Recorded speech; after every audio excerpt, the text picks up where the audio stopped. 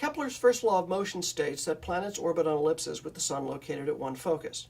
Newton generalized that to any two bodies to say that two bodies orbit on ellipses with their common center of mass at one focus. Center of mass is a familiar concept to all of us if you've ever used a beam balance. We're going to demonstrate it using a meter stick. I've got a 1 meter stick here. I've got a hanger, which I set at the 50 centimeter mark, and I hold it up with a couple of weights on the end, and it will be in almost perfect balance. I am at the center of mass, both of those two clips, and there is a little bit of self-weight on the stick.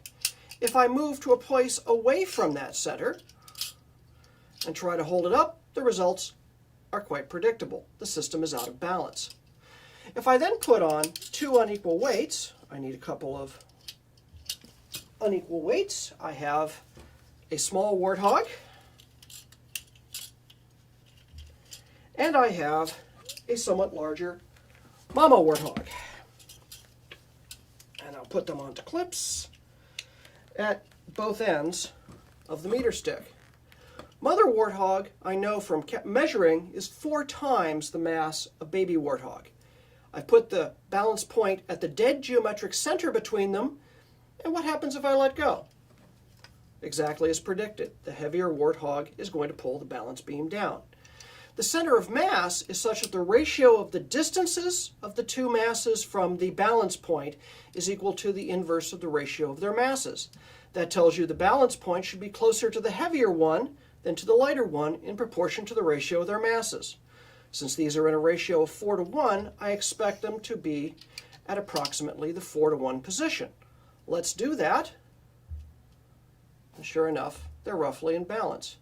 Now, those of you who are paying attention will notice that I've cheated a little tiny bit. This is not exactly the 4 to 1 position, and the reason is because I've taken into account the self-weight of the stick. In a planetary system, this would not be taken into account. It would just be the two masses because there's no stick between them, just space. If I now set these into orbital motion, the orbital motion will be about their center of mass. And I can do that by spinning the warthogs around their balance point here.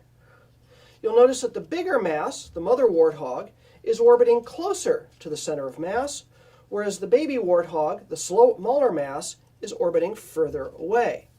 This is not an accident. This is what the consequence of Newton's version of Kepler's first law says.